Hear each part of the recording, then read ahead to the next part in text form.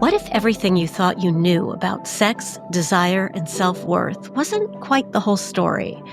This is The Reveal, a podcast about what happens when we ask better questions about the most intimate parts of being human. I'm Elle, certified sexologist and life coach. And every week I invite therapists, sexual health experts, wellness leaders, and cultural thinkers to help us explore the layered and often overlooked space where sexuality, identity, and emotional truth meet. These are conversations about how we heal, how we connect, and how we find real joy and relief in a world that doesn't always make either easy. Curious? So am I. This is The Reveal.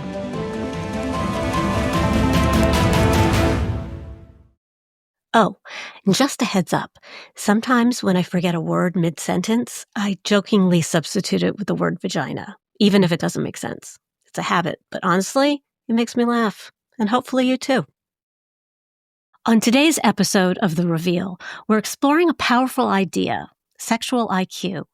Just like emotional intelligence, EQ, can help us navigate feelings and relationships, sexual IQ is about how we understand and engage with our own sexuality. It's not measured by performance, experience, or even knowledge of a technique. Instead, it's built on curiosity, communication, self-awareness, and a willingness to grow. Sexual IQ shapes the way we connect to pleasure, the way we relate to partners, and the way we carry intimacy into the rest of our lives. Raising it can mean moving from a sex life that feels routine or disconnected to one that feels alive, creative, and deeply fulfilling. To guide us through what sexual IQ really means and how to cultivate it, I'm joined by Dr. Emily Morse, a leading voice in sexuality and relationships, and the host of the long-running podcast Sex with Emily, and the author of Smart Sex, How to Boost Your Sex IQ and Your Own Pleasure. Together, we'll unpack what goes into sexual IQ and how it can transform the way we think about sex and connection. As a doctor of human sexuality, renowned sex educator, and host of the #1 sexuality podcast, Sex with Emily, Dr. Emily Morse has been leading the pleasure revolution for 2 decades, helping millions of people worldwide communicate more openly and navigate the complexities of sex and relationships. Hailed as the Dr. Ruth of a new generation by the New York Times, Emily is the best-selling author of Smart Sex, How to Boost Your Sex IQ. As a pioneering masterclass instructor on sex and communication, she's shattered cultural taboos, dispelled misinformation, and transformed awkward sex talks into embodied conversations. Welcome, Emily. Elle, I'm so excited to be here with you. I'm so excited. No, really, your new podcast. We've been friends forever, and there's nobody else I love talking to about sex and pleasure. And so I'm just really excited for you because, you know how to make these conversations smart and real. Oh, thank you. God, what a compliment. This My feels God. feels like a total gift. Oh, well, thank you. Thank you. I'm so excited that you're here. Thank you for coming on. You're a very busy woman. Awesome. Well, I wanted to, because this is Emily's book, Smart Sex, as you can see. Yes. And if you're watching it on my Substack, I wanted to talk to you about sexual IQ. Yes. Because you came up with this idea of the 5 pillars of sexual IQ. And I wanted to find out what those pillars are, or I wanted to tell people what those pillars are, and then sort of talk about them a little bit. Yeah, I love it. Thank you for asking. So the 5 pillars: embodiment, health, collaboration, self-knowledge, and self-acceptance. I'll run through those quickly, but they're the foundation of a healthy and joyful sex life. But they do not stand alone. Okay, so it's not just like, what does that mean? Like, how do we do it? They actually work together. So embodiment, think of it this way. Embodiment is helping you tune into your body's signals. Does this feel good? Does it not feel good? Am I in the room? Have I left? Like, is my body thinking about something else? And then health is basically supporting your physical and emotional capacity for pleasure. Collaboration is what allows us to connect to a partner. Self-knowledge is knowing your own boundaries and your own desires. And self-acceptance makes it possible to actually enjoy everything without all of the shame. Now, the thing about sex IQ is it's not a one-time thing, like I'm going to get to 100 points on my sex IQ and learn to cook or something. Learn to cook. be a cycle that you return to again and again that helps. I want people to become their own sex experts. And I think by understanding that there's pillars to sexual intelligence, it's not like, because as you know, Elle, sex is a skill set.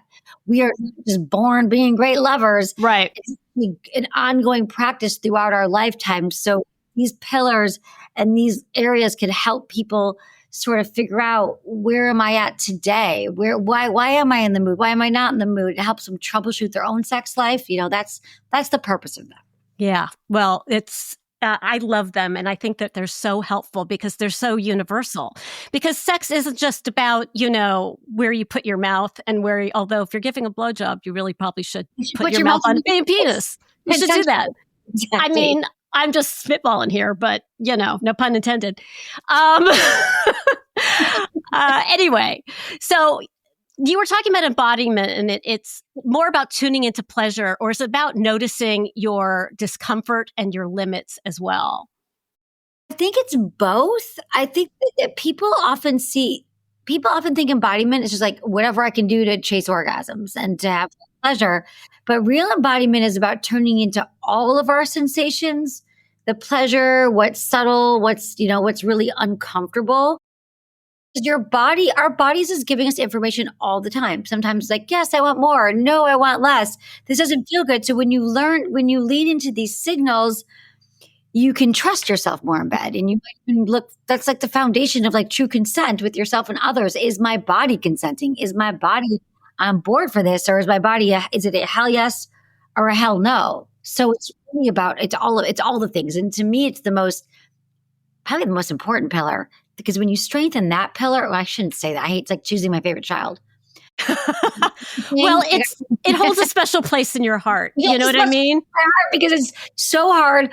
And it's the one that when we strengthen it, again, not only is sex a skill set, but all of these are a skill set. When you feel truly more embodied, whether you're in the bedroom, the boardroom, eating a meal, hanging with a friend, that's where the magic is unlocked for more toy. I do love that. I love that. And, when someone's able to distinguish between what genuinely excites them and what they've been sort of culturally conditioned to think they should like, I think there's sort of almost, and this is going to sound really twee, but there's almost sort of a rebirth in a way. Because if you think like, oh, I should be having an orgasm, or this should feel good, like, why am I not coming? And there's, penetration, but why am I not coming? Because people do. I see people come, on TV or whatever. And it's not. It's like, you've got to tune into your body and see what feels good. So yeah, so it's the self-knowledge there too, It's a which is the self-knowledge. next pillar. Self-knowledge is like, it's so important, because basically self-knowledge means like, I'm becoming a detective into my own realm. I'm going to figure out what feels good to me, like cultural, because your question, like cultural tells us like men should want this, women should want this, penis, all penises want this, my vagina is definitely going to want this, and the thing is like, but our body isn't going to lie. So when you feel like a genuine curiosity, like what do I actually know? I notice arousal in unexpected ways, you know, like it's usually mine. Like it's usually like that's mine. If I notice like that was interesting, that felt good, that didn't feel good, when you can kind of divorce it from what society thinks, which is I think what so much of the work that you do and that I do it is trying to help people to get away from the shoulds, because that the should is like, I should give a blowjob right now. I should do orgasms right now. I should want sex 3.2 times a week. That's Right. society. The Yeah. shoulds. When you don't love yourself. But when you're like, I genuinely like, this is genuinely turning myself on, when you could like think about, I actually like the way this touch feels. Like that's a self-knowledge part, when it's more like this feels alive in my body versus feels performative. Right. Yes. That's practice. Yes, that is what I was thinking about it. The cultural obsession with sexual performance, of looking a certain way when you're doing it, and acting a certain way, and also shaming yourself into, do I feel this way? I need to feel this way. And I like the whole, should is a good indicator of cultural, contamination. Yeah. Yeah, it's true. It's true. In your experience, what are the biggest unspoken rules or fears that keep people from truly collaborating sexually? Elle, I would say the biggest fears would be the biggest unspoken. I would say is don't talk about sex. I mean, I think that's still the thing. Like we think good sex should be effortless, spoken, spontaneous, frequent. But even with collaboration requires communication. So it requires the fear is if I say what I want, I'll be judged, rejected, or seen as too much. So if couples, end up like outsourcing their sex life and they're like, oh, I'm just going to be silent. I'm just going to guess. I'm going to close my eyes, hope for the best, out in the dark. That's not going to work. So I'd say the unspoken rule or fears is if I talk about sex, I'm going to ruin the magic. But then I'm like, how's it going for you? How's that magic? How's that working? How's that working out? How's that going for you? How's Yeah. that not? How's that silencing yourself going for you? Usually it's not going very well. And the thing that amazes me, Ella, I know this is a lot of what you do too, is like, and again, after so long, you and I have been doing this so long that you just realize like we forget because you and I sit around, we're at how many times have we been in public when we were like, we're just talking about sex. We don't noticing it. And then there's always that friend with us like, shh, you're sitting in a restaurant, like we shouldn't talk about sex. That's how most couples are in the bedroom. That's how most people are together. They're like, I cannot talk about it. It is going to ruin the relationship. And it's because we don't have examples of people talking about it. It's not even our body, like our embodiment, like it's actually not comfortable. There's such a barrier to entry to talking about sex. I think we both know, which is why you started this podcast too. Like the more we talk about sex and people hear it and realizing like, oh, that actually makes everything better. I can normalize it. It's just, that's the other part of the skill set. So I would say, it's the most generous thing you can do in a partnership is to be lovers to each other and talk about your sex frequently. God, that is so true. I can't tell you how many times people ask me what I do. And in that second, I have to decide how I'm going to describe what I do. Like read the room, read who I'm talking to, read the situation and be like, do I say, oh, I'm a, relationship and intimacy coach? Do I say I'm a life coach?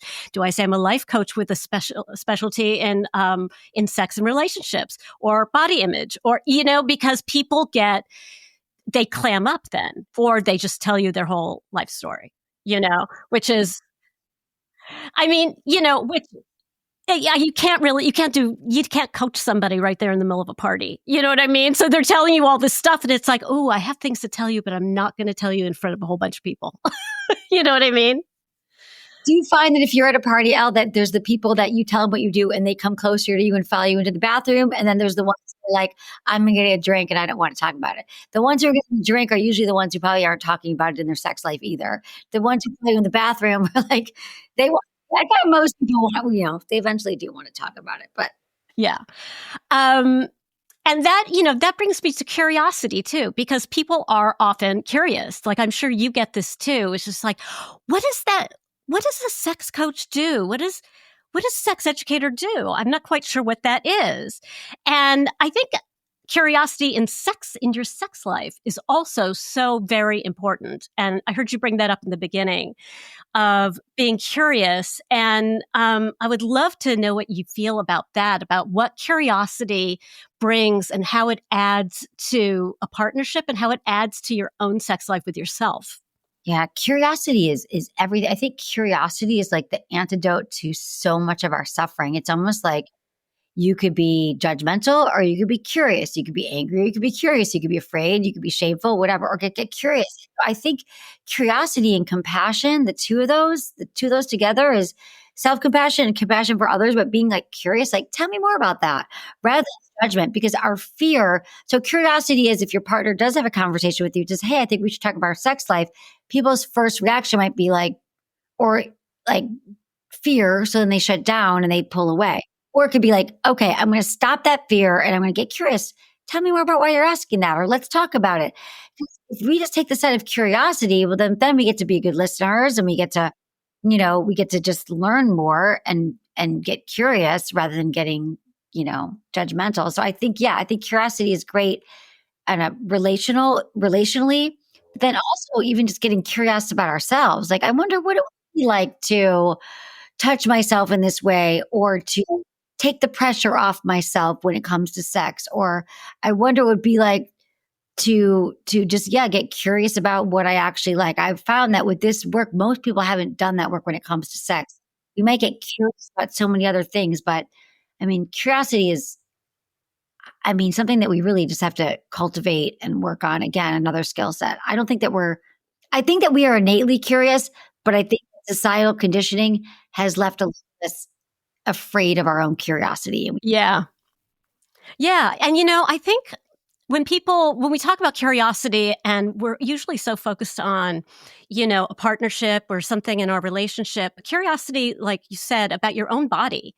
I mean, I think when I do body image work with people, it's the first thing that I want them to do is get curious about their body because as people who don't like their body, if they're fat or if they are, if they have acne or if they have this, whatever the thing is that they have that they perceive as being not beautiful, get in touch with that, touch that, feel the topography of it, feel what it feels like to have that part accepted by your own hands before it's accepted by somebody else's hands. And there's something freeing about that. And you also become aware of places like you were talking about, places on your body that you didn't know were sensitive and might not necessarily be sexual, but might feel sensual or erotic or might help everything get going.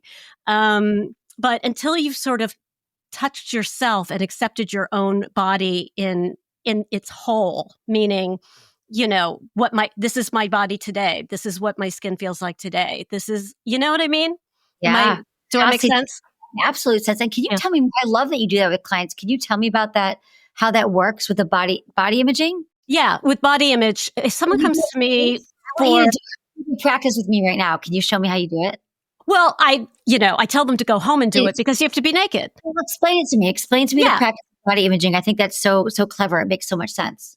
Well, what you do is you get really comfortable somewhere, let's just say the bedroom, and you make it as pleasant and aesthetically pleasing, as sexy as you want to make it. And the goal when you're touching yourself is not orgasm at all.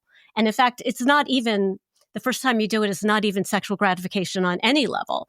It's just running slowly, running your hands over your body, every inch of your body. And even when you're doing your genitals, you're just feeling what they feel like. You're taking that in. Because how can you know how you want someone else to touch you unless you know what it's like to be touched there? And as the practice grows, I want people to continue doing it, take a break, do it again, because it's often quite triggering to, I mean, I'm coming from the experience of someone, I have the life experience of someone that was fat for half of her life. So I did not have any sort of feel any sort of connection with my body whatsoever. And so when I would touch it, it was as if I was touching, a paper towel or, iced coffee or something like that. But to touch it and realize, oh, that's me. And then go, oh God, my skin's really soft. My skin's really soft. It's kind of nice. And I like the way this curve is here. And you sort of divorce yourself from what society thinks of your body with its curves and its lumps and its bumps. And I have to say, I am a straight sized woman right now, but I miss feeling those curves. I miss feeling the curves on my stomach. I miss feeling certain curves around my side because I got to the place where I felt that they were so beautiful and they were so sexy and they were just a part of me. And luckily that made me search for partners that could also appreciate it. So I that's love sort of that. what I that love that is. you were able to do that. And through Curvy Girl Sex, your book, which everyone should Oh, check. I recommend your book every day to people. I think I thank like you. my shelves. But that was really your journey that you described, that like getting curious about it rather than being judgmental about your body, being like, what actually feels good to me? What doesn't feel good to me? And so of any size that we're at, I think that a lot of us don't even do that work because we're like, well, no matter what our size, I think we can agree that a lot of women don't want to even look between their legs. They don't even want to know what's going on. They want a partner to do that for them. So that's kind of what this body imaging mirroring is, body imaging. I just Body call it the body image exercise. It's the body image I exercise that love I'm. that you're coaching people to actually do the work and then come back to you and talk about it because it's a process.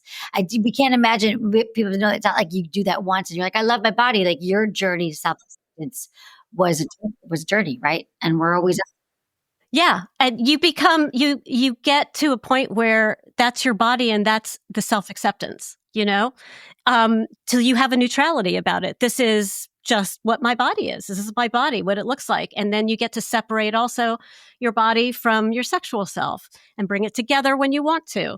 All these different things is what sex coaching can help with. But I wanted to also ask you about my favorite chapter in your book because okay. it's something that really resonates with me. It's the pleasure thieves.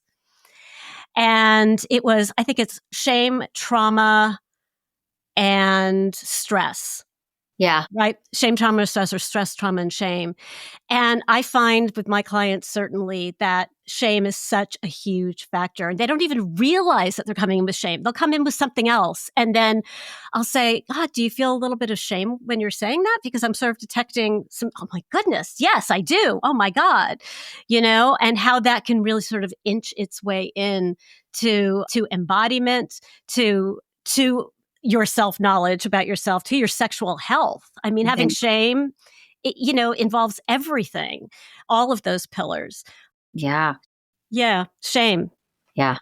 How can we raise our sexual IQ to sort of combat the shame that might have been instilled in us in the past? Yeah. I mean, the thing about, I'm glad you asked about the pleasure thieves because when I was writing the last book, it came to me that like I could give you guys all the tips and you can go through sexual intelligence and you can learn the tips, the tricks, the positions, all the things that we talk about, the toys.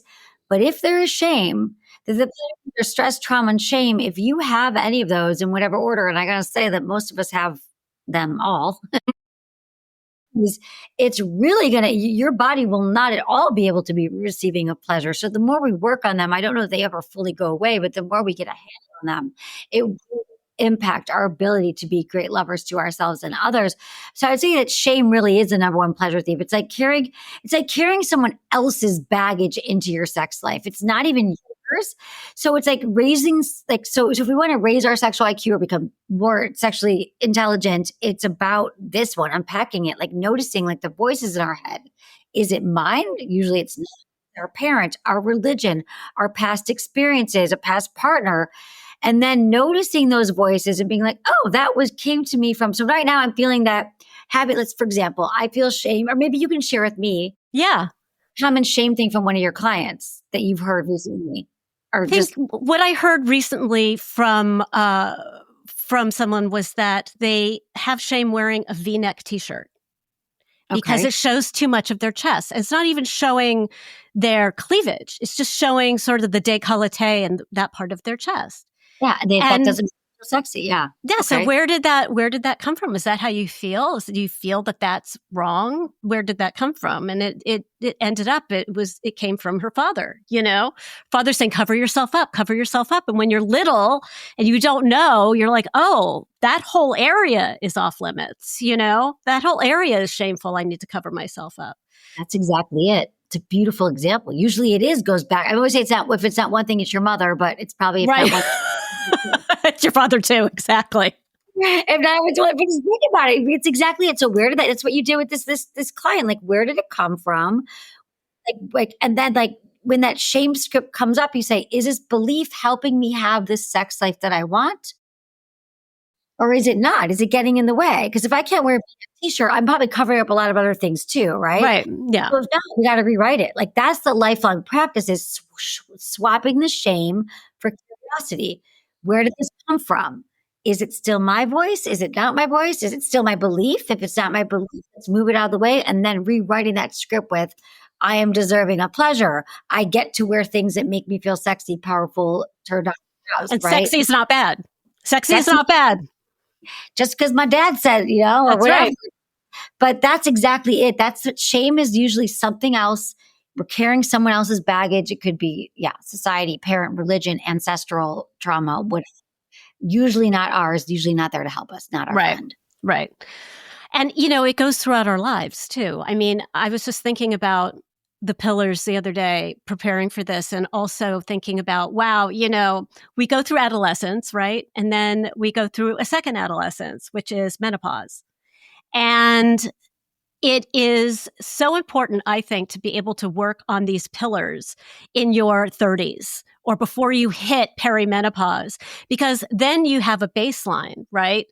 And when you start to change, your body changes, the hormones. I mean, the hormones, right? Oh, Um, thanks. Horrible. And so you have a different view of yourself as you get older, and so being able to revisit those pillars and shifting desires might actually be super, super helpful. Do you have any thoughts about working the pillars as you age? Wow. I mean, I always say like your sex life is like a living organism and it's not like a one and done checklist. So it's literally changing, I want to say every decade of your life, but also probably every week of your life, every month Yes. of so it grows, it ages, it surprises you, it gets confusing. And so the only way you got to stay curious in every decade, like instead of like, I don't want this or this is what I used to have, I just say like every day you get to say like today could be the first day of the rest of my sex life. Maybe the best sex is yet to come. Let me understand my body today where it's at. Like it's sexual IQ is not arriving like at this perfect sex life. It's about having the tools to evolve with yourself over a lifetime. But to answer the question, before you get to perimenopause, I think gosh, it's important to work on all of them, but what I think what I'm finding is so yeah, to get into the practice of learning to identify the shame, and I think that the hardest pillar for people often, while they're all hard for different reasons, Yeah. challenging, Challenging. is, Yeah. is probably embodiment, but that's lifelong practice. But I think it's really self acceptance because we can learn techniques and talk to our partners and all these things, but like we get stuck in that because shame is like sneaky. Like it convinces us like we're broken or we feel bad. And so that self acceptance part is like the other pillars can only take you so far. So I think a daily, a weekly, whatever practice of learning to have self compassion, love myself. I'm learning to just comfort ourselves is one of the biggest game changers. So that's something I've been working on a lot. I don't think I even really understood it until recently, like intellectually I understood it, but I'm actually learning self self acceptance. But I want to ask you a question about menopause because I answer this question and go off on it. But I want to see if you what your opinion is on this because it's something that I've been feeling lately. Have you I guess my opinion on talking to women about sex and perimenopause is that when they're like, okay, because this is what I hear. I hear that my lubrication isn't the same, my desire isn't the same. If I never had sex again, I'd be okay. Like there's a lot of like, my orgasms aren't as strong. Yeah, I don't have desire, I don't have lubrication, I don't have arousal, all these things. But what I often say is like, I get that. And how was your sex life before? Like, how great was it before? Was it great in your 30s after you had a baby? You had a baby. Like, I find that for a lot of women, maybe it was okay in their 20s, but I would actually, if we drill deep, we know that it probably was very performative, especially for women of our age now. But I'm just wondering, like, I almost feel like start where you're at right now. Like, I wouldn't even go back to like, I wish I had this or that, because I'm finding when I was thinking it wasn't even that great, is what I'm saying. Like, it wasn't what we want it to be now. You can, if it is about blood, like, we can take hormones for sure we can learn to have self compassion for our bodies where we're at now. But also, what if we're just starting with actually pleasing ourselves for the first time? We're going from a performative sex to actually identifying pleasure in our life, knowing that we are deserving of pleasure. And it's not just sex, but exercising our pleasure muscle, making time for things in our life that make us feel good. Because the other thing I found by time we get to this age is that we've been doing so much for other people life has been about being caretakers, being good friends, good parents, good lovers, good wives, good spouses, good whatever, good neighbors. We never really thought that pleasure was so conditional. Like if I take a day off, if I go for a walk in the middle of the day, I go shopping in the middle of the day, although we do that, you do that. I don't know if you shopping here. Elle's a really good friend. Elle is maybe a good friend, but you're always the one dropping off things if I need it, the soup, lots of things. But no, but like we just knowing that it's okay that pleasure is our birthright, all the things because it's a muscle that if we are like expected to just be aroused and ready to go for sex, it's another item on our to-do list. But if pleasure is also a muscle and something that we have to work on, if we all day long have been walking around, maybe having negative messages about our body, not feeling good about it, not doing anything for ourselves, but then we think I should want sex right now when there's nothing in my week or my day that actually about me. And so I just find this to be like, it's not just a now problem, it's a problem that people have throughout their challenge, people have throughout our lifetime. But at this day and age, I'm having a hard time with like women being like, they're yearning for the days of yore of their sex Yeah. life.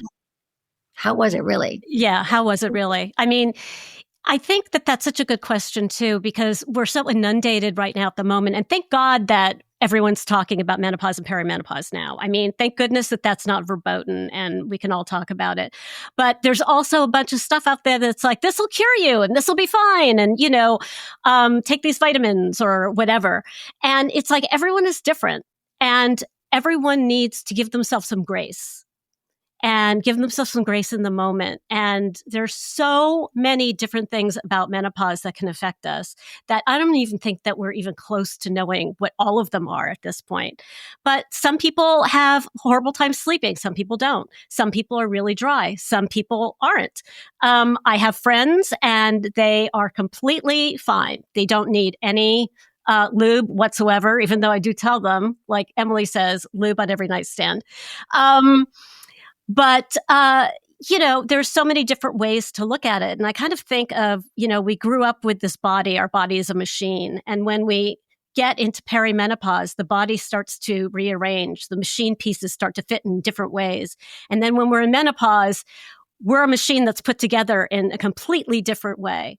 And so now one thing that used to work for us doesn't work for us. So we have to find out where we can go to get that to work for us again. And I think that it is important to know that they're not alone too, and that it wasn't. I didn't have my best sex until I was in my late 40s, and I was in perimenopause. And I think that if people understand too that yes, do I feel like I don't want sex right now? Absolutely. I could care less right this second whether I have sex or not. But I will tell you, if let's just say Idris Elba came walking in my door right now and was just like, Elle, come to me. I would be like wet and flowing like you have no idea. So it's not gone. It's just not wrapped in the wrapper that is working for you anymore. And so you've got to find that thing that really excites you. And because it used to just sort of come on naturally, it's going to be something to search for. It's definitely challenging right now for sure. I guess I'm just saying, like, yeah, it has to be something to search for. It is more of a, yeah, it looks different right now. I just love and I'm with you. I had the best sex of my life too, my 40s. Yeah. It's so much better once we start to focus on our pleasure. We can't like once you see what you've been doing, you can't unsee performative sex. You can't unsee it. So I think it's just great that we're having these conversations so we can start where we're at. And I always say to women now in menopause, like this could be and I'm not saying this might sound very, I don't know what it might sound like, but I actually know it to be true. Like today, when you're hearing this, when you're listening to the Real podcast, this could be the first day of the rest of your sex life starting now because you are curious and you're listening and you're saying, I'm going to start today. I'm going to start where I'm at. I'm going to live in the past. And so I guess that's my main message for women who are like, missing the past and going back to it. I know somebody, I do that too about everything. I'm like, oh God, it was better than I put my whole life is euphoric recall. I used to say relationships. I used to put I used to have euphoric recall about relationships, but I actually noticed that I do that about my life. Like, oh, it was so much better then and work was better. Life was better then. I'm like, but was it really? Like I always in myself, it wasn't. So I'm like, okay, but if I know that, because I also didn't have all the information. So we always do what we can with wherever we're at. But now that we've all this information, we literally have so many years on the planet and we've figured everything else out. We just maybe never tried to figure out sex for our own pleasure. We never really tried to have sex on our own terms, which is okay. The information wasn't there. Menopause was a dirty word until 3 years ago. I almost feel like what a great time to be alive. Like what a great time to be like, okay, well, right now is actually the best time to be going through this. And I get to take the time and maybe I have more time now to actually look at what does pleasure look like to me. But how can I get curious? How can I create a life that is, more joy and less suffering. Yeah. Oh, thank you, Emily. Yeah. Thank you so much. This was Thank fun. you. And Well, thank you so much for coming on too, because, I wouldn't miss it. you are my sister. So You are my sister. I'm so excited for you. I'm so thank honored you. to be here. When I heard you were starting a podcast, I was like I was so excited. I was like, it's about time. People need Oh, to hear your voice and your wisdom and your patience and your curiosity and your oh, empathy. You have the biggest heart of anyone I know. And we've oh, been dear friends for a long time. long And time. we met through this space of sexual health Hmm. and wellness, but I've learned so much from you. And so I'm just so excited that everyone else gets to learn a lot from you. You're such a great curator too. Like I know that you're going to continue to bring on such beautiful guests. You are a lifelong learner. And again, like I come to you for things. So I just feel like I love that people get to know you now in this capacity. Oh, So that's it's so just so sweet. Thank you so yeah. much. What a great thing to say. Well, will you And come back? Will you come back, please? of course, you do it. I'm here. All right. I'm Awesome. always here for you. I love you Thank so you. much, I Elle. love you. Thank you, Emily. Um, Thanks for listening to The Reveal. If this episode resonated with you, I'd love for you to share it with someone who might need it too. And if you'd like to stay connected, head to ellechase.com to join the mailing list for updates, the Substack version of The Reveal, and early access to new episodes. You can also follow The Reveal wherever you get your podcasts. And if you have a moment, leaving a review helps others find the show. Email for the show can be sent to therevealmail@gmail.com. And of course, if you're on the social medias, I'm at the Elle Chase on all platforms. Until next time, stay curious and remember, the most powerful stories are the ones we dare to tell.